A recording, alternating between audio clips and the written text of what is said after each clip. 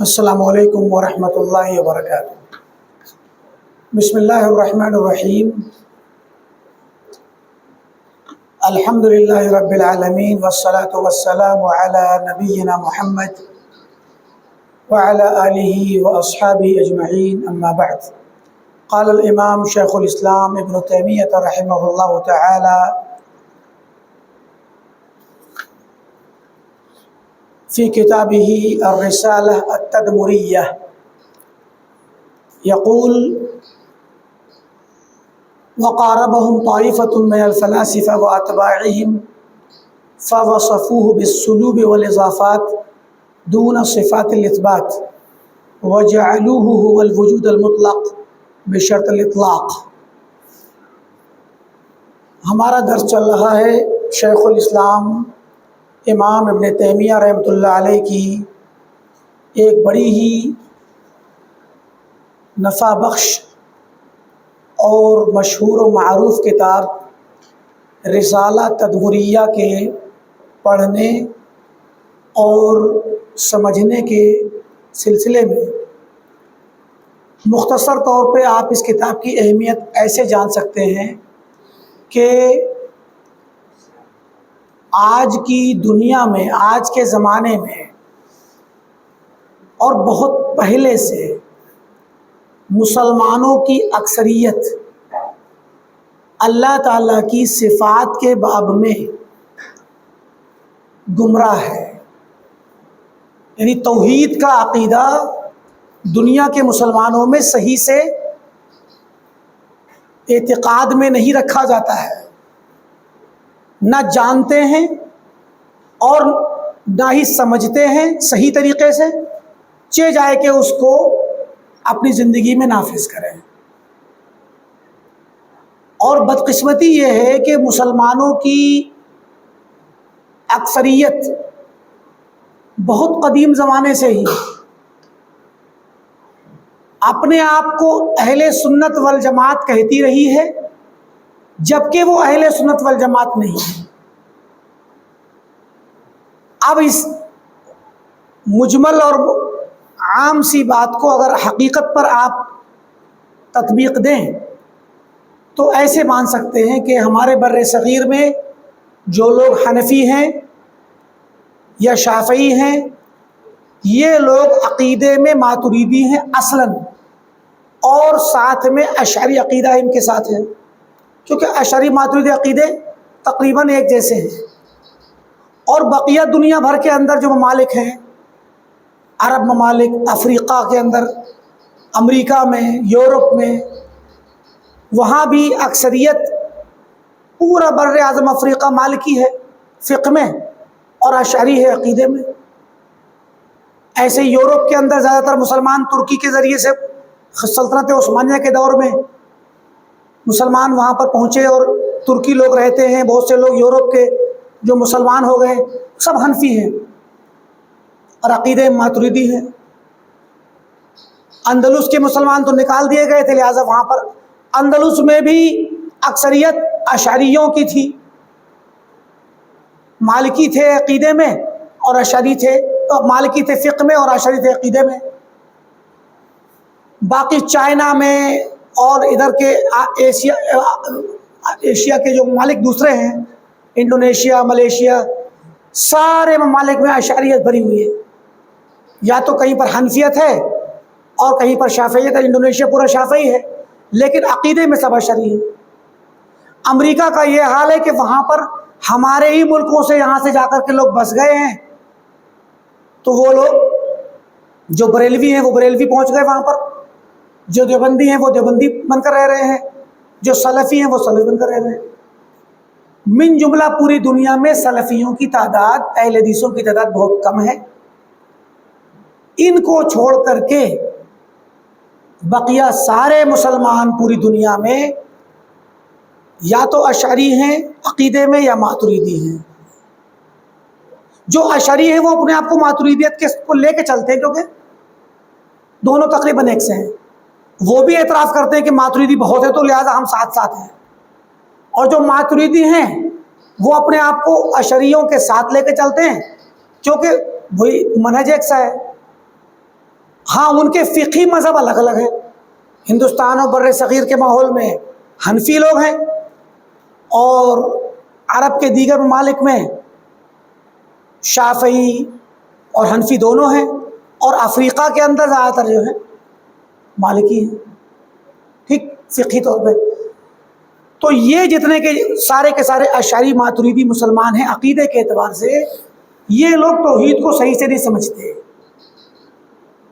یہ اللہ تعالیٰ کی توحید کو، توحید ربوبیت کو، توحید الوہیت کو، توحید اسماء و صفات کو نہ تو صحیح سے سمجھتے ہیں، نہ اس کی تعریف صحیح سے کرتے ہیں، نہ صحیح سے عقیدہ رکھتے ہیں.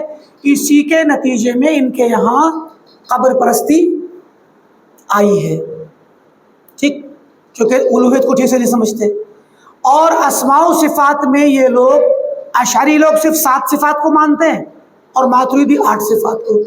اور اس کے باوجود یہ لوگ خود کو اہل سنت والجماعت کہتے ہیں. تو مسئلہ یہ ہے کہ اللہ تعالیٰ کی ساری صفات کو ماننا ضروری ہے جو قرآن میں اور حدیث میں آئی ہیں بطور ثبوت، ان کو جو آئی ہیں ان کو ثابت ماننا ضروری ہے، اور جو بطور نفی آئی ہیں ان کو نفی کرنا ضروری ہے، ٹھیک. اب ہمارے سامنے یہ بہت بڑا چیلنج ہے کہ دنیا والوں کو اور دنیا کی اکثریتی طبقے کو ہم یہ بتائیں کہ آپ لوگ اللہ تعالیٰ کے بارے میں غلط عقیدہ رکھتے ہو، صفات کے بارے میں، اسماء کے بارے میں. اور آپ کی غلطی کہاں ہے؟ یہ آج کے دور میں اس مسئلے کو ہمارے ملک میں خاص کر بہت زیادہ زیر بحث نہیں لایا جاتا، لیکن یہ ایسا مسئلہ نہیں ہے کہ مر گیا ہو، ختم ہو گیا ہو. پڑھا جاتا ہے دیوبند کے مدارس میں، بریلویوں کے مدارس میں پڑھا جاتا ہے. بر صغیر میں، ہمارے ملک میں، پڑوسی ممالک میں بڑے بڑے علماء ہیں، ان کے متکلم اسلام کہلاتے ہیں، وہ سب پڑھتے ہیں علم کلام. اور تعویل کرنا ان کا مذہب ہے. تعویل اسی لیے کرتے ہیں کیونکہ وہ ان کو لگتا ہے کہ اگر تعویل نہیں کریں گے تو باطل عقیدہ ہوگا. ہمیں یہ ثابت کرنا ہے کہ تعویل باطل ہے، اور کتاب و سنت میں جو عقیدہ آیا ہے وہ عقیدہ صحابہ کا تھا، اور وہ تمہارے عقیدہ سے مختلف ہے، اور تمہارا عقیدہ صحابہ سے مختلف ہے، اور قرآن و سنت سے مختلف ہے. اسی کو سمجھنے کے لیے یہ کتاب بہت اہمیت کی حامل ہے. اس کتاب کو جو طالب علم پڑھ کر کے سمجھ لے، اس میں یہ صلاحیت پیدا ہو جائے گی کہ وہ ان کے عقیدے کو باطل ثابت کر سکتا ہے. کیونکہ ابن تیمیہ رحمۃ اللہ علیہ نے اس کتاب میں وہ شبہات اٹھائے، پکڑے ہیں، جن شبہات کو جن کی وجہ سے یہ گمراہ ہوئے. یہ اگر کسی صفت کو، ابھی آپ ان کے سامنے کوئی صفت بیان کر دیجئے ان کے علماء کے سامنے، تو فوراً گھبرا جاتے ہیں کہ ارے اس میں تو مشابہت ہو گئی. کوئی بھی صفت کا ذکر کر دیں آپ ان کے سامنے، اللہ تعالیٰ کی ایسی صفت جو انسانوں میں بھی ہو. مثلا اگر صفت ذاتی رکھیں تو ہاتھ لے لیجیے، ید اللہ، اللہ کا ہاتھ. تو چونکہ انسانوں کے پاس ہاتھ ہے تو ید اللہ آپ ترجمہ اگر اللہ کا ہاتھ کر دیں، والذی نفسی بیدہ، قسم اس ذات کی جس کے ہاتھ میں میری جان ہے، ہاتھ کا ترجمہ کریں گے، فوراً یہ لوگ پریشان ہو جائیں گے اور کہیں گے کہ آپ نے اللہ تعالیٰ کے لیے ہاتھ ثابت کر دیا، آپ مشبہہ ہو، کیونکہ آپ نے انسان کی طرح سے اللہ کا بھی ہاتھ ثابت کر دیا. بھئی ہم نے کب کہا کہ انسان کی طرح ہے؟ ہم نے صرف ہاتھ کہا. مگر یہ لوگ تشبیہ سے ڈرنے اور گھبرانے کی وجہ سے سرے سے ترجمہ ہی نہیں کریں گے ہاتھ کا. کہتے ہیں قسم اس ذات کی جس کے قبضہ قدرت میں میری جان ہے. قبضہ قدرت، اب قبضہ قدرت سے تو ہاتھ کا ہونا لازم نہیں آتا، بس نکل گئے آسانی سے. لیکن یہ جو نکل گئے آسانی سے، یہ سمجھتے ہیں کہ ہم کامیاب ہو گئے اور ہم کفر میں گرنے سے بچ گئے. مگر حقیقت یہ ہے کہ آپ کے بزعم آپ کو لگتا ہے کہ آپ تشبیہ سے بھاگ گئے، لیکن حقیقت میں آپ تشبیہ میں بھی گرفتار ہوئے اور تعطیل میں بھی گرفتار ہوئے اور کفر میں گرفتار ہوئے آپ، مگر آپ کو پتہ نہیں ہے.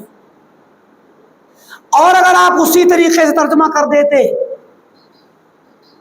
کہ قسم اس ذات کی جس کے ہاتھ میں میری جان ہے، تو اللہ کی قسم کوئی تشبیہ نہیں تھی، لیکن آپ نے انکار کر کے جب تعویل کی، تشبیہ سے بھاگے تو تشبیہ میں ہی گرے، ساتھ میں تعطیل میں گرے، ساتھ میں الہاد میں گرے، اور اللہ تعالیٰ کی آیات کا، اللہ کے نبی کے احادیث کا انکار کر دیا، شعوری یا غیر شعوری طور پہ کفر میں گر گئے آپ۔ یہی سمجھنا ہے، اور اس کو سمجھنے کے لیے کتاب کو پڑھنا بہت ضروری ہے۔ امام ابن تیمیہ رحمۃ اللہ علیہ یہاں پر اللہ تعالیٰ کی صفات کے بارے میں مختلف فرقوں کے اقوال نوٹ کر رہے ہیں۔ یہ ہم نے جو ابھی شروع کیا، یہ ہم پچھلے والے ہفتے میں، پچھلے درس میں بیان کر چکے ہیں، اس کے آگے سے پڑھتے ہیں۔ یہاں خلاصہ یہ ہے کہ پہلا قول صفات کے بارے میں ایک فرقے کا یہ ہے جو غلاۃ قرامطہ، غلاۃ باطنیہ کا قول ہے۔ وہ کہتے ہیں نہ تو ہم اللہ تعالیٰ کے بارے میں نفی کریں گے، نہ اس بات کریں گے، نہ نفی کریں گے، نہ تو یہ کہیں گے کہ عالم ہے۔ اب اگر آپ یہ کہیں کہ عالم ہے تو تشبیہ دے دی ہم نے کس سے؟ انسان سے جو عالم ہے، تو ہم کہیں گے نہیں وہ عالم نہیں ہے۔ جب عالم نہیں ہے تو کیا جاہل ہے؟ تو اب جب سوال ہوگا کیا جاہل ہے، تو کہتے نہیں جاہل بھی نہیں ہے۔ کیوں؟ کیونکہ جاہل ہے سے جاہل ہو تشبیہ ہو جائے گی، عالم ہے کہنے سے عالم سے تشبیہ ہوگی انسان سے، اور جاہل ہے کہنے سے جاہل ہو تشبیہ ہوگی۔ تو جب کہا کہ اب ہم کہیں گے عالم نہیں، تو اس کا لازمی نتیجہ جاہل ہے، تو کہا جاہل بھی نہیں، تو نہ تو عالم ہے نہ غیر عالم ہے۔ یہ ایک طریقہ ہے ان لوگوں کا، ٹھیک۔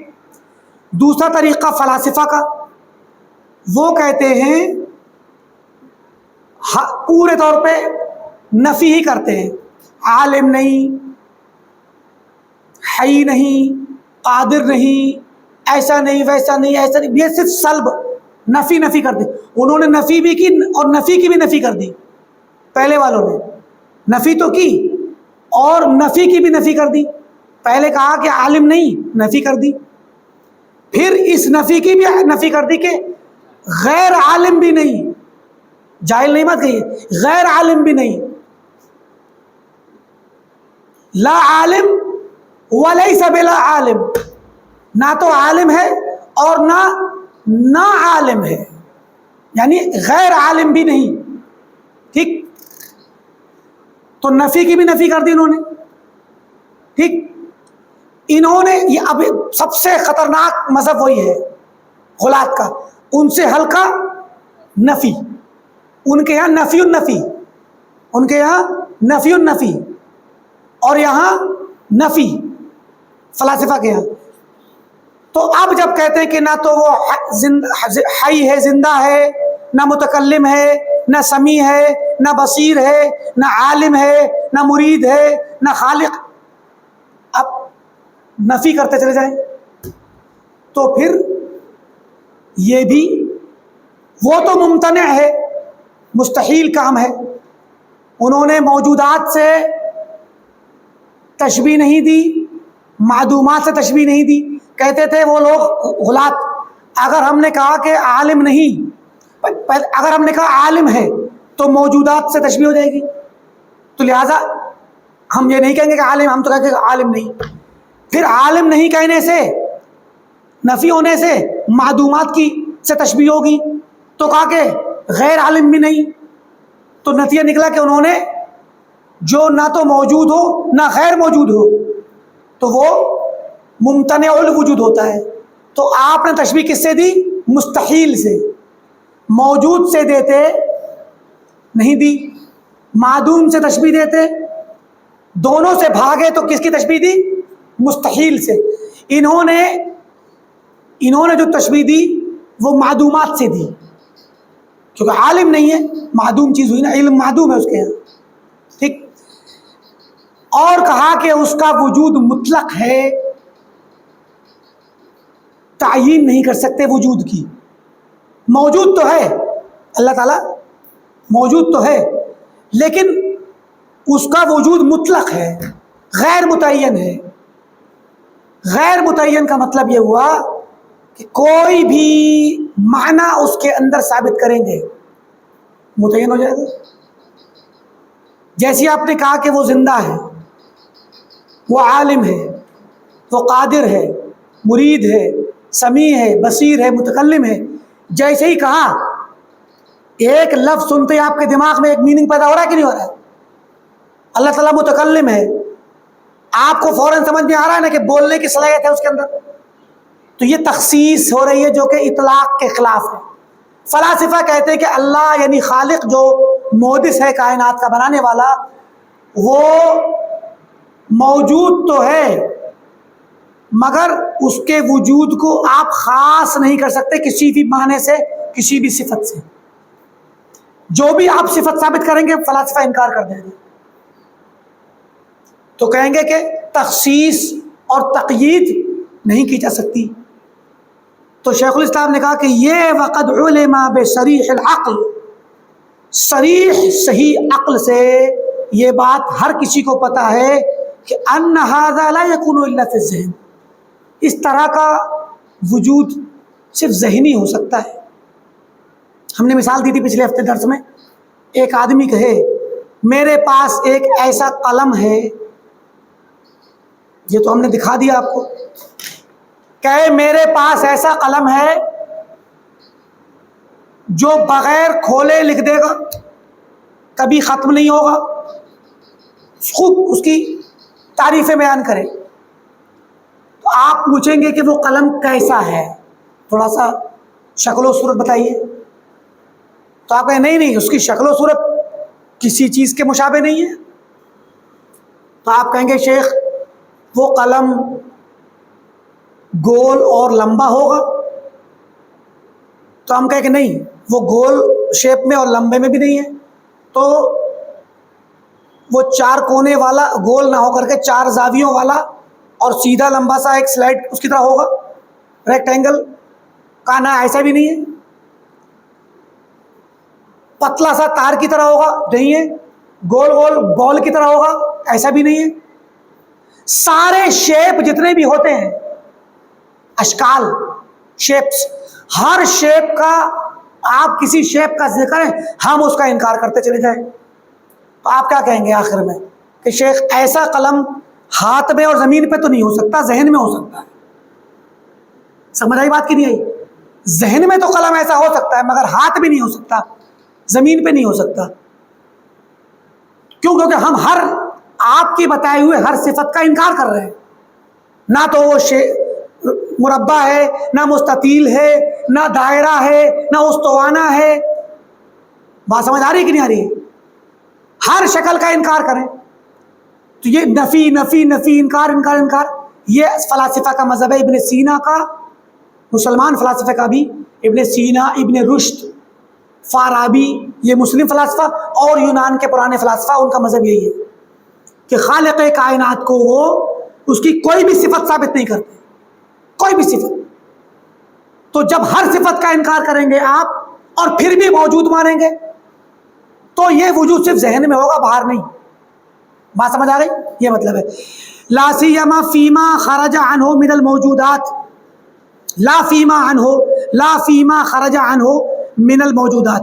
وہ ذہن میں تو ہو سکتا ہے، ذہن کے باہر جو موجودات ہیں ان موجودات کے درمیان ان میں سے کوئی ایک ایسا رب، ایسا خالق نہیں ہو سکتا جس کی کوئی صفت نہ ہو، جس کی کوئی بھی صفت نہ ہو. وہ ذہن میں تو ہو سکتا ہے، ذہن کے باہر کی موجودات میں نہیں ہو سکتا. وجعل الصفہ ہی الموصوف، یہ لوگ کہتے ہیں صفت ہی موصوف ہے، جو صفت ہے وہی موصوف ہے. ٹھیک، بتاتے ہیں آگے. فجعل العلم عین العالم، کہتے ہیں جو صفت ہے وہی موصوف ہے، جو علم ہے، علم ہی عالم ہے، علم ہی عالم ہے، علم ہی عالم ہے، قدرت ہی قدیر ہے. اب یہ بات آپ کو سمجھ میں نہیں آئے گی. انتہا درجے کی ذہنی مبہم چیز ہے یہ، جو کسی انسان کو سمجھ میں نہیں آ سکتی ہے، مگر کہیں کہیں فلسفے میں ایسی باتیں کہی جاتی ہیں. جیسے کہا نا، ہم نے بتایا تھا آپ کو پہلے واقعہ، ایک لڑکا انڈے والا، لڑکا آیا پڑھ کر کے، فلسفہ پڑھ کے آیا. تو فلاسفہ تو ایسی باتیں کرتے ہیں نا ذہنی. ابا جان نے کھانے پہ انڈے رکھے، اور بھی کھانے رکھے گئے، تو اس کے فلسفے کا بخار چڑھنا شروع ہوا اس کو. اس نے کہا ابا جان یہ کتنے انڈے ہیں؟ کہا 2 انڈے ہیں. کہا نہیں یہ 4 ہیں. ابا نے کہا کیسے 2 ہی تو ہیں، ایک تمہارا ایک میرا. اس نے کہا میں ثابت کر سکتا ہوں کہ یہ 4 ہیں. تو ابا نے کہا بھائی کھا لے، کیوں پریشان ہو رہا ہے، 2 ہی انڈے، ایک میں کھا دو ایک تو کھا لے. تو کہا نا میں ثابت کر سکتا ہوں. کہا بتاؤ کیسے؟ کہا 2 آپ کی آنکھوں میں ہیں اور 2 باہر ہیں. تو ابا آپ کا سمجھانا شروع کیا تفصیل سے کہ ہم جب انڈا دیکھتے ہیں تو اس کی تو تصویر آنکھوں میں آ جاتی ہے. تو اسی کا ایک وجود خارجی ہے، ایک ذہن میں ہمارے تصویر بیٹھ گئی اس کی آنکھوں کے ذریعے. ابا کو سمجھ میں نہیں آ رہی یہ بات، کیسے کر کے ایسا ہو سکتا ہے کہ وہ کہتا نہیں یہ 4 ہیں، 2 ذہن میں 2 باہر. سمجھے کہ نہیں؟ تو یہ انڈے کا وجود، وہمی وجود جو ذہن میں بیٹھ رہا ہے، اس کو یہ حقیقی وجود ثابت کرنے پر تلا ہے. اور یہ بات ابا کو سمجھ میں نہیں آ رہی. تو ابا نے کہا بھائی ایسا کر، چل یہ تو میں کھا لے رہا ہوں، وہ والے تو کھا لے، جو ذہن میں ہے نا وہ تو کھا لے. سمجھے کہ نہیں؟ تو مراد یہ ہے کہ اس طرح سے فلاسفہ لوگ ایسی چیزوں کو جو وہمی ہوتی ہے ان کو ایزیوم کر لیتے ہیں، ذہنوں میں تصور کر لیتے ہیں کہ اب یہ مائکرو فون کی مشین ہے تو اس کے اندر اس کا جو شیپ ہے وہ ریکٹینگل ہے، لمبا چھوٹا، مستطیل کہتے ہیں اس کو. جیسے یہ موبائل ہے تو اس کی ایک صفت ہے ریکٹینگل ہونا، مستطیل ہونا. ٹھیک، اب اس کی صفت مستطیل کو ہم یہ کہیں جو چیز مستطیل ہے وہی یہ مائکرو فون ہے. استطالہ، لمبا ہونا. کالا کلر ہے تو کالا ہونا جو صفت ہے، صفت ہی عین موصوف ہے. کالا کہا تو مطلب مائکرو فون، مائکرو فون کہا تو کالا. بات سمجھ آ رہی کہ نہیں آ رہی؟ یعنی ہمیں اگر مائکرو فون مانگنا ہو کسی فلسفی سے تو ہم اسے کہیں کالی چیز دے دو. کالی چیز بھی نہیں، کالا کلر، کالک دے دو، کالک، سواد. اسود تو صفت ہو گئی نا، ہے کی چیز کی، کوئی چیز موصوف ہو جائے گی اسود، فلاں چیز کالی ہے، کالی چیز موصوف ہو جائے گی. تو کالا دے دو، وہ کہے گا یہ لے. لیکن اب یہ بھی ایک کالا رکھا ہے، یہ بھی ایک کالا رکھا ہے، تو آپ کون سا دیں گے؟ مشکل ہو جائے گی نا. اس لیے تخصیص مشکل ہوگی. وہ یہ کہتے ہیں کہ جو موصوف ہے وہی صفت ہے. اگر ایسی چیز جو دنیا میں ایک ہو تب تو کسی حد تک آپ وہ یونیک ہے کہ دنیا میں کالی چیز صرف ایک یہی ہے اور کوئی چیز کالی نہیں. کہیں پر کالا کلر نہیں پایا جاتا، صرف اسے پایا جاتا ہے. تب تو کسی حد تک چلے گا کہ بھئی کالا کلر اس کے ساتھ خاص ہے اور کسی دنیا میں کہیں بھی نہیں ہے. تو جو کالا ہے وہی مائکرو فون ہے، جو مائکرو فون ہے وہ کالا ہے. لیکن دنیا ایسی ہے نہیں، لہذا یہ بات غیر مگر انہوں نے یہی کہا صفت ہی موصوف ہے، موصوف ہی صفت ہے، علم ہی عالم ہے، قدرت ہی قدیر ہے، سمع ہی سمیع ہے، حیات ہی حی ہے، کلام ہی متکلم ہے. مکابرۃ للقضاء البدیہیات، قضیہ جو فیصلے مسائل ہیں جن کا فیصلہ ہو چکا، بدیہی مسائل، بدیہی جو عقلاً ابتداءً ہر کسی کو جو چیز پتہ ہوتی ہے اس کو بدیہی مسئلہ کہتے ہیں. بدیہی چیز کے خلاف مکابرت کرتے ہوئے انہوں نے یہ بات کہی. یہ کہنا کہ کالا ہی مائکروفون ہی کالا، موصوف ہی صفت، صفت ہی موصوف، یہ عقلاً بداہتاً ہر کسی کو پتا ہے کہ یہ بات غلط ہے. بات سمجھ آئی؟ پھر بھی یہ کہتے ہیں، اس کو مکابرت کرتے ہیں. وَجَعَلُوا هَذِهِ الصِّفَةَ هِيَ الْأُخْرَى. اور مشکل کہا صفات بھی الگ الگ نہیں ہیں، ساری صفات ایک ہی صفت ہے. جو صفت علم ہے وہی قدرت ہے، جو قدرت ہے وہی علم ہے. بات سمجھ آئی؟ قدرت اور علم دو صفتیں الگ الگ ہیں نا. قادر اور عالم دو صفت الگ الگ ہو گئے. قدرت اور علم دو صفتیں ہیں. ان فلاسفہ نے کہا کہ یہ دونوں مترادف ہیں. اگر علم کہا تو قدرت، اور قدرت کہا تو علم. کیسے؟ کوئی نہیں ڈیفائن کر سکتا، جیسے انڈے کو ڈیفائن نہیں کر سکتے آپ. یہ فلسفے کی وہ باریک باتیں ہیں جو وہمیات میں شامل ہیں، وہمیات، مگر یہ لوگ اس کو مانتے ہیں. فَلَمْ يُمَيِّزُوا بَيْنَ الْعِلْمِ وَالْقُدْرَةِ وَالْمَشِیئَةِ. علم، قدرت، مشیت، یہ مالی تین صفتیں ہیں. کہتے کوئی الگ الگ ممتاز صفت کسی سے یہ الگ مانی جائے یا نہ. مشیت ہی قدرت، قدرت ہی علم، علم ہی قدرت، قدرت ہی مشیت، مشیت ہی علم. سب گھما کو کہیں سے بھی بولیے وہ سیم مترادف ہے. جحداً، انکار کرتے ہوئے، للعلوم الضروریات، علم ضروری کا انکار کرتے ہیں. سمجھے کہ نہیں؟ اگر عالم اور قادر برابر ہو تو ہر عالم دنیا کا سب سے بڑا پہلوان مانا جائے گا، اور دنیا کا ہر پہلوان دنیا کا سب سے بڑا عالم ہوگا، ہے کہ نہیں؟ کوئی کہہ دے گا اس بات کو؟ اور صفت، کوئی بھی صفت لے آئیے آپ، کسی بھی مقابلے کی صفت لے آئیے. علم کا حفظ کا مقابلہ ہو، صفت حفظ. فہم کا مقابلہ ہو، صفت فہم. دوڑنے کا مقابلہ ہو تو بھاگنے کی صفت. وزن اٹھانے کا مقابلہ ہو تو طاقت، وزن اٹھانے کی طاقت. گویا ساری صفات، ایک صفت سب میں ہے تو جو شخص کسی ایک کا ماہر سب کا ماہر کہلائے گا. اور یہ بات ضروری طور پر، فطری طور پر ہر شخص جانتا ہے کہ یہ بات غلط ہے کہ نہیں؟ مگر انہوں نے پھر بھی اس کے خلاف کہا. تیسری جماعت طائفۃ من الفلاسفہ. فلاسفہ کے بعد اب جماعت آ رہی ہے معتزلہ کی. سب سے پہلے باطنیہ کی، قرامطہ کی، غلاة کی جماعت جنہوں نے نفی النفی کی. پھر ہلکی جماعت فلاسفہ کی جنہوں نے صرف نفی کی. انہوں نے تو ان کی نفی کی بھی نفی کر دی ہے. تو پہلے خطرناک، پھر ہلکی، اب آ رہی ہلکی معتزلہ کی جماعت. قاربہم طائفۃ ثالثہ من الکلام من المعتزلہ من اتبعہم. ان کے قریب ایک اہل کلام کی تیسری ایک جماعت آئی معتزلہ کی، اور ان کے ساتھ جن لوگوں نے بھی ان کی پیروی کی. فاثبتوا له الاسماء. معتزلہ نے اللہ تعالیٰ کے لیے تمام اسماء کا اثبات کیا، کہا کہ اللہ تعالیٰ کے تمام ناموں کو ہم ثابت مانیں گے. سمیع، بصیر، متکلم، حی، قادر، جتنے بھی اسماء ہیں اللہ کے، کہا سب اللہ کے لیے ثابت ہیں. اچھا لگ رہا ہے؟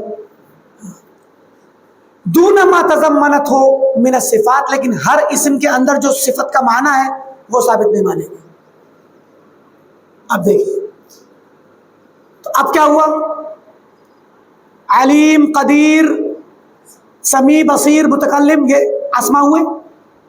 تو جب ان سب کے معنی ختم کر دیا آپ نے، علیم میں علم کا معنی نہیں، سمیع میں سمع کا معنی نہیں، متکلم میں کلام کا معنی نہیں، علیم میں علم کا معنی نہیں ہے، اب یہ بغیر معانی کے اسماء ہیں. تو کہا ایسے جیسے کہ ایک آدمی کے دو تین نام ہو. انسان کا نام ہوتا ہے، کسی کا نام ہوتا ہے محمد فاضل، کسی کا نام ہوتا ہے قادر بھائی. تو قادر بھائی کا مطلب بہت طاقتور ہے کیا؟ محمد فاضل تو بہت فضیلت والے ہیں. سمیع نام ہو کسی کا ہو تو بہت سارا سنتے ہیں، یہ دور سے سن لیتے ہیں، ہر چیز سن لیتے ہیں.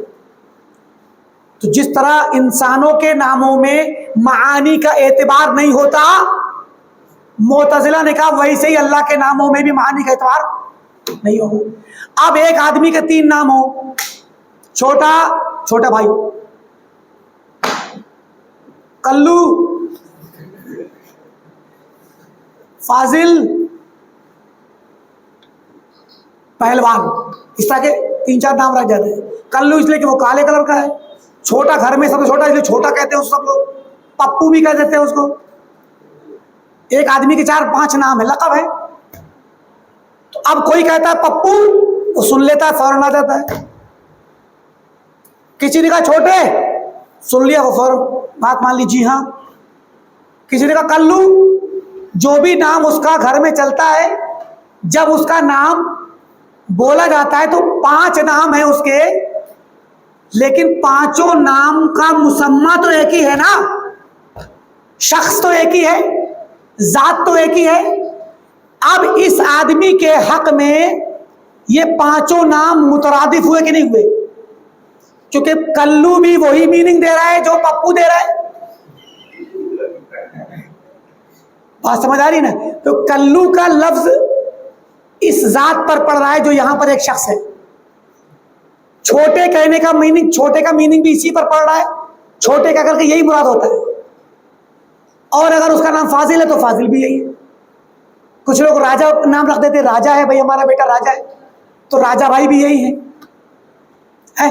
تو یہ سارے کے سارے نام، ذات چونکہ ایک ہے، مسمى ایک ہے، نام الگ الگ ہیں، اور ہر نام کا مقصود ایک ہی شخص ہے۔ تو اس شخص کے حق میں سارے کے سارے نام مترادف ہوئے۔ اور چونکہ ان ناموں کا القاب میں تو کبھی کبھار ہم معنی کا اعتبار کرتے ہیں، ہمیشہ نہیں۔ راجا نام رکھا تو راجا ہوتا ہے بچہ، کبھی کبھی رکھتے ہیں کہ اب کسی کو کلو کھا تو ہوتا ہے کالا ہو، لیکن ضروری نہیں ہے۔ کسی کو بڑا بھائی، بڑے کہا، کسی کو بھائی جان کہا، بھائی صاحب کہا، بہت سے نام ہوتے ہیں، ضروری نہیں ہے کہ وہ سب سے بڑے ہوں۔ تو اچھا یہ القاب، لیکن اسماء کے اندر ہم نام کا میننگ ملحوظ نہیں رکھتے ہیں۔ کسی کا نام ساجد ہے تو اس کا مطلب یہ نہیں کہ وہ سجدہ کرتا رہتا ہر وقت ہے۔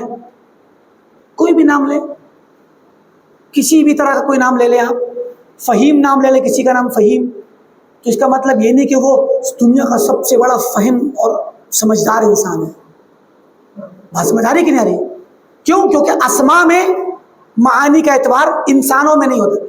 یہی بات معتزلہ نے اللہ کے بارے میں کہی، فَمِنْهُمْ مَنْ جَعَلَ الْعَلِيمَ وَالْقَدِيرَ وَالسَّمِيعَ وَالْبَصِيرَ كَالْأَعْلَامِ الْمَحْضَةِ۔ معتزلہ میں بعض تو ایسے ہیں، انہی کے ایک جماعت نے کہا کہ سارے کے سارے اللہ کا نام علیم، قدیر، سمیع، بصیر یہ اعلام ہیں، جیسے کہ انسانوں کے نام خالد، محمد، بکر، عمر، عثمان، ساجد وغیرہ وغیرہ ہوتے ہیں، اعلام محضہ، عالم ہے یہ نام، اس کے اندر کا میننگ کا اعتبار نہیں۔ المترادفات، ایک ذات کے ہوں گے تو سب مترادف ہو گئے، کیونکہ سب کا مدلول ایک ہی ہے، ایک ہی پر دلالت کر رہے ہیں سب۔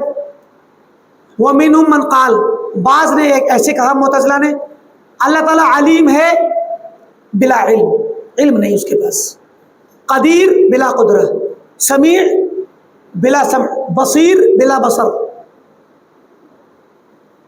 بات سمجھے؟ فَأَثْبَتُ الْأَسْمَاءَ دُونَ مَا يَتَضَمَّنَتْهُ مِنَ الصِّفَاتِ، ناموں کو ثابت کیا، صفات کو نہیں۔ معتزلہ کے بارے میں آپ جانتے ہیں، ہم نے بتا دیا پہلے آپ کو کہ معتزلہ اللہ تعالیٰ کی تمام صفات کا انکار کرتے ہیں اور تمام اسماء کو ثابت مانتے ہیں۔ اسماء و صفات میں اسماء کو ثابت مانتے ہیں، صفات کا انکار کرتے ہیں۔ تو جو صفات الگ سے ہیں ان کا بھی انکار، اور وہ صفات جو ہر اسم کے اندر ہے اس کا بھی انکار۔ اب جب اسماء مانے تو اسماء کو مترادف بھی کہہ دیا کچھ لوگوں نے، سب مترادف ہے، اور کچھ نے کہا کہ نہیں، ہیں تو الگ الگ، علیم الگ، قدیر الگ، مگر علیم بلا علم ہے، قدیر بلا قدرت ہے۔ ٹھیک؟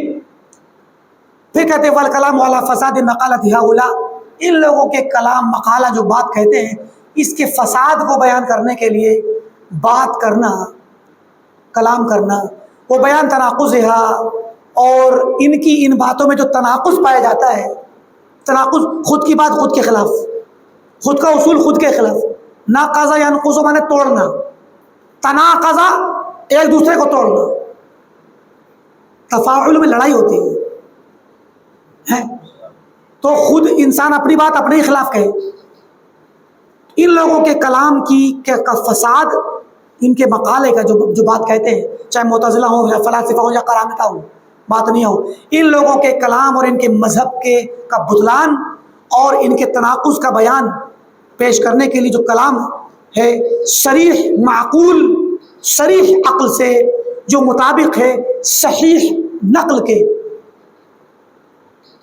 یعنی ہم جو بات ان کے کلام کو رد کرنے کے لیے کریں گے وہ عقل کے مطابق بھی ہوگی، صریح معقول ہوگی، کھلی ہوئی عقل کے مطابق ہوگی۔ ان کی باتیں تو صریح نہیں ہوتی، مبہم ہوتی ہیں، بتایا نا، مبہم وہمی ہوتی ہے۔ ہم جو بات کریں گے وہ صریح ہوں گی عقلی، اور وہ مطابق ہوں گی نقل صحیح کتاب و سنت کے۔ اس طریقے سے عقل صریح اور نقل صحیح کے ذریعے ان کے کلام کو فاسد قرار دینا، اس کے فساد کو بتانا اور اس کے تناقض کو ثابت کرنے کے لیے یہ جو کلام ہو سکتا ہے۔ مذکور فی غیر هذه الکلمات، اس کتاب کے علاوہ ہم نے دوسری جگہ پہ ذکر کر دیا ہے۔ کہاں؟ ابن تیمیہ کی مشہور کتاب ہے درء تعارض العقل والنقل، دال را حمزہ، دال را حمزہ، تعارض العقل والنقل، عقل اور نقل کے تعارض کو دفع کیا گیا۔ درء معنی دفع کرنا۔ اشعریوں نے، ماتریدیوں نے جن مسائل کو لے کر کے یہ دعویٰ کیا ہے کہ اس مسئلے میں یہ جو حدیث ہے یا قرآن کی آیت ہے یہ عقل کے خلاف ہے لہذا تعویل کر دو۔ شیخ الاسلام ابن تیمیہ نے کہا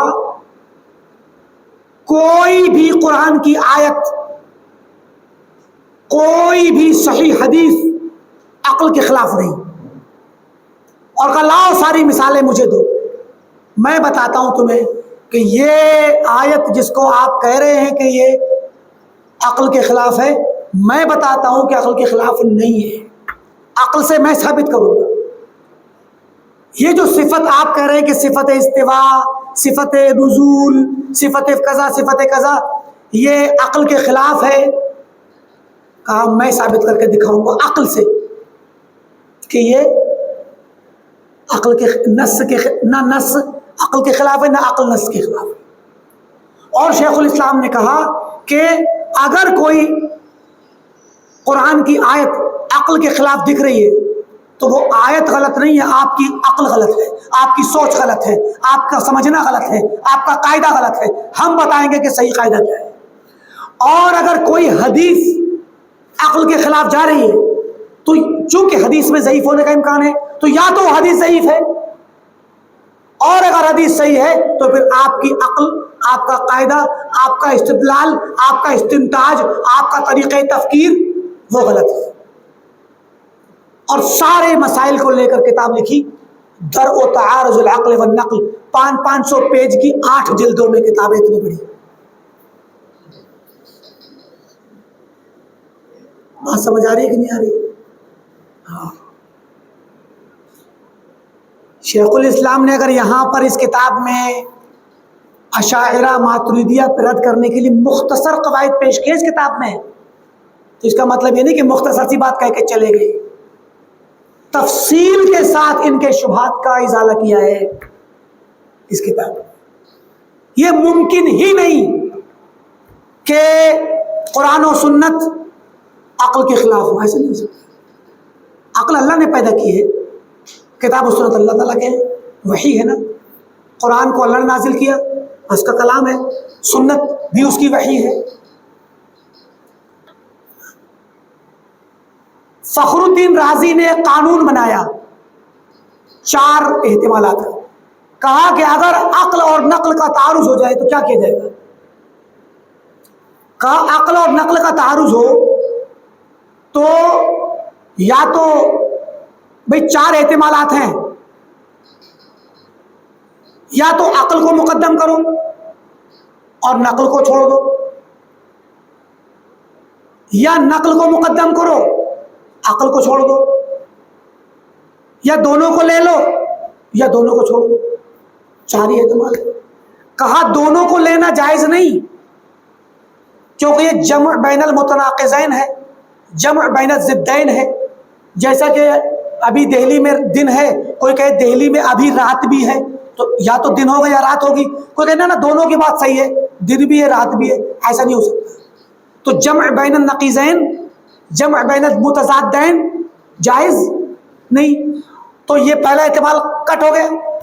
دوسرا احتمال دونوں کی بات غلط مانی جائے، نہ نص کو مانو نہ عقل کو مانو، کا یہ بھی صحیح نہیں، جس طریقے کیونکہ یہ دفع نقیضین، رفع نقیضین، انکار نقیضین ہے، یہ بھی جائز نہیں۔ اب اگر ایک آدمی کہہ رہا ہے کہ اس وقت رات ہے تو اس کی بات غلط ہے، تو دن کہنے والے کی بھی غلط ہے کیا؟ دونوں کی غلط نہیں ہو سکتی، غلط ایک ہی کی ہوگی، نہ دونوں کی صحیح ہوگی نہ دونوں کی غلط ہوگی، تو نہ دونوں قبول کریں گے، عقل کو بھی اور نقل کو بھی جو متعارض ہیں، نہ دونوں کا انکار کریں گے۔ تو یہ دونوں احتمال ختم ہو گئے۔ اب احتمال بچا یا تو نقل یعنی کتاب و سنت کو مقدم کر دیجئے اور عقل کو پیچھے کر دیجئے اور چھوڑ دیجئے عقل کو، جو دونوں ایک دوسرے کے خلاف ہیں، یا عقل کو مقدم کر دیجئے اور نقل کو پیچھے کر دیجئے۔ پہلا احتمال نقل کو مقدم کر دیں کتاب و سنت کو، تو کہا یہ جائز نہیں ہے۔ فخر الدین رازی نے کیا کہا؟ یہ جائز نہیں۔ کیوں؟ کہا نقل کو مقدم کر کے عقل کو چھوڑنا جائز اس لیے نہیں کیونکہ اگر آپ نے نقل کو مقدم کیا کتاب و سنت کے مسئلے کو، تو مقدم کر دینے سے اس کو طاقتور آپ نے ثابت کر دیا، قابل اعتبار ثابت کیا، اور عقل کو کمزور اور ناقابل اعتبار کر دیا۔ کہا ٹھیک ہے، تو اگر آپ نے ایسا کیا تو یہ جو نقل مقدم کی ہے نا آپ نے، یہ خود ناقابل اعتبار ہو جائے گی۔ ابھی تو مقدم کر دی، مگر مقدم کرنے سے یہ نقل خود ناقابل اعتبار ہو جائے گی، خود کمزور ہو جائے گی۔ پوچھا کیسے؟ کہا رسول سچے ہیں، قرآن اللہ کا کلام ہے، اس بات کی تصدیق کس نے کی؟ عقل نے۔ اب یہ نقل جو قرآن کی آیت یا رسول کا کلام ہے جس کو ہم مقدم کر رہے ہیں اس مسئلے میں جہاں اختلاف ہوا ہے، بھائی یہ نقل ثابت کی کس نے؟ عقل نے۔ اور آج آپ نے عقل کو ناقابل اعتبار کر دیا اس مسئلے میں، تو جب عقل یہاں پر ناقابل اعتبار ہے تو یہاں بھی ناقابل اعتبار ہے، رسول کے سچا ہونے کو ثابت کرنے میں بھی عقل ناقابل اعتبار ہے۔ تو رسول سچا ثابت ہی نہیں ہوگا، تو جب رسول سچا ثابت نہیں ہوگا تو نہ قرآن ثابت ہوگا نہ حدیث، تو پھر عقل کے خلاف کیسے کھڑی ہوگی یہ آیت؟ تو عقل کو مقدم کرنے سے، نقل کو مقدم کرنے سے عقل کمزور پڑے گی، تو جب عقل کمزور پڑے گی تو قرآن و سنت خود بخود ناقابل اعتبار ہو جائیں گے، کیونکہ قرآن و سنت کی سچائی کو عقل نے ثابت کیا ہے، تصدیق کی ہے کہ ہاں یہ سچے ہیں۔ تو جب عقل یہاں پر مطعون ہو جائے گی تو وہاں پر بھی ناقابل اعتبار ہوگی، تو پھر یہ آیت عقل کے خلاف کھڑے ہونے کے قابل ہی نہیں بچے گی۔ تو پتہ چلا کہ عقل کو مقدم کریں گے، نقل کو مؤخر۔ اشعریوں کا اصول۔ ابن تیمیہ رحمۃ اللہ علیہ نے کہا میرے بھائی دونوں میں لڑائی ہی نہیں ہے، دونوں میں کوئی لڑائی نہیں ہے۔ کیوں پریشان ہو رہے بھائی؟ کیوں تھک رہے ہیں آپ؟ کیوں اتنا تھک رہے ہیں اور تھکا رہے دوسروں کو کہ یہ مقدم کو وہ مقدم، تو یہ مشکل تو وہ مشکل؟ ٹھیک، پہلے تو لڑائی ہی نہیں ہے، یہ کتاب لکھ دی، پھر بھی نہیں مانے یہ لوگ، پھر بھی نہیں مانے۔ تو کہا اچھا یہ قانون، اس کا نام قانون تعویل ہے۔ کیا ہے؟ قانون تعویل، تعویل کی گنجائش نکالنے والا قانون ہے یہ. تعویل تبھی صحیح، تعویل کرنے کا دل تبھی چاہے گا آپ کو، ورنہ کتاب و سنت کو ذبح کریں گے نصوص کو تعویل کی چھری سے. اللہ تعالیٰ کہہ رہا ہے کہ جو ہے الرحمن عرش استویٰ، آپ کہہ رہے اللہ تعالیٰ عرش پہ نہیں ہے. اللہ کے نبی فرما رہے ہیں کہ ینزل ربنا، آپ کہتے ہیں اللہ تعالیٰ نازل نہیں ہوتا. تو یہ تو بظاہر ڈائریکٹ مخالفت ہوئی کہ نہیں ہوئی؟ تو کہتے کہ نہیں ہم تو مجبور ہیں تعویل کرنے کے لیے. تو وہ قانون یہ والا قانون ہے جو تعویل کرنے پر ان کو ابھارتا ہے. تو کہتے ہیں کہ عقل کو مقدم کرنا پڑے گا. اب نقل کا کیا کریں؟ راضی نے کہا اب نقل کا کیا کریں؟ عقل تو مقدم ہو گئی راضی کے بقول. تو کہا نقل کو اب ایسے چھوڑ دیں گے تو صحیح نہیں ہے. تو اب یہ دیکھا جائے گا کہ نقل متواتر اور قطعی الثبوت ہے یا ظنی الثبوت ہے. اگر متواتر اور قطعی الثبوت ہے جیسے کہ قرآن، تو ہم اس کی تعویل کریں گے، کیونکہ کسی کے دن میں یہ شبہ آ سکتا ہے کہ ہم زیادہ عقل مند ہو گئے یا ہم نے کلام اللہ کو چھوڑ دیا. تو یہ مناسب نہیں ہے. کلام اللہ کی ایک مناسب تعویل کر دو تاکہ وہ عقل کے مطابق ہو جائے.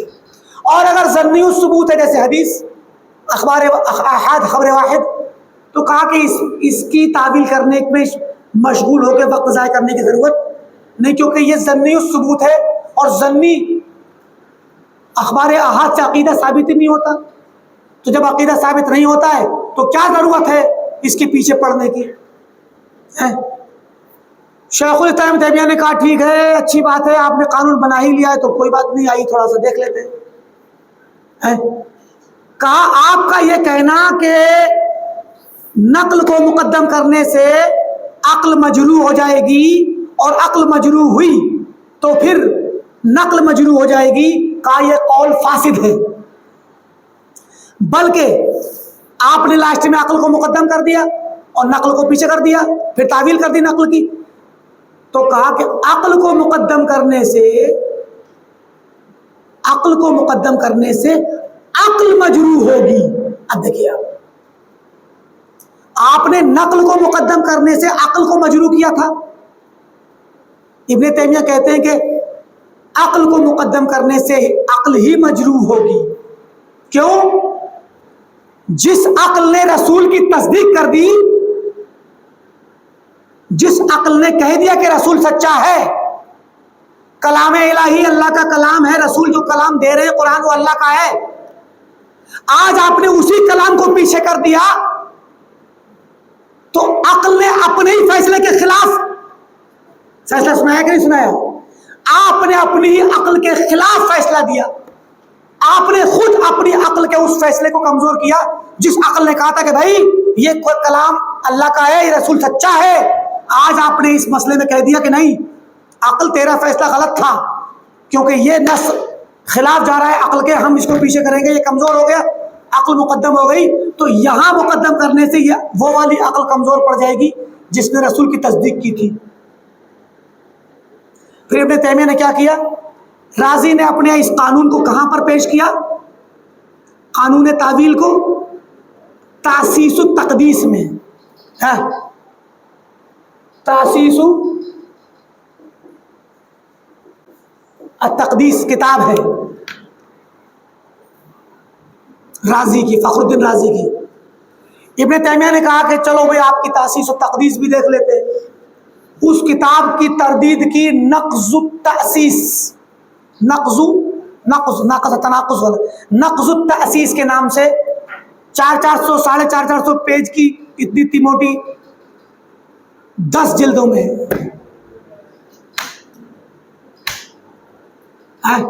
درء تعارض العقل والنقل الگ ہے اور نقض التأسیس کا دوسرا نام بیان تلبیس الجہمیہ، بیان تلبیس الجہمیہ کے نام سے چھپی ہے اور اس پہ نقض التأسیس بھی لکھا رہتا ہے. تو یہ ابن تیمیہ رحمۃ اللہ علیہ نے کام کیا ہے اور بیان کیا ہے کہ جو کچھ بھی قاعدہ آپ بیان کرتے ہیں وہ غلط، آپ کا قانون تعویل غلط ہے اور کتاب و سنت میں تعویل کی کوئی گنجائش نہیں ہے. اللہ رب العالمین سے دعا ہے کہ اللہ تعالیٰ تمام کو صحیح طریقے سے منہج سلف کو سمجھنے کی توفیق دے. آمین. والسلام علیکم ورحمۃ اللہ وبرکاتہ.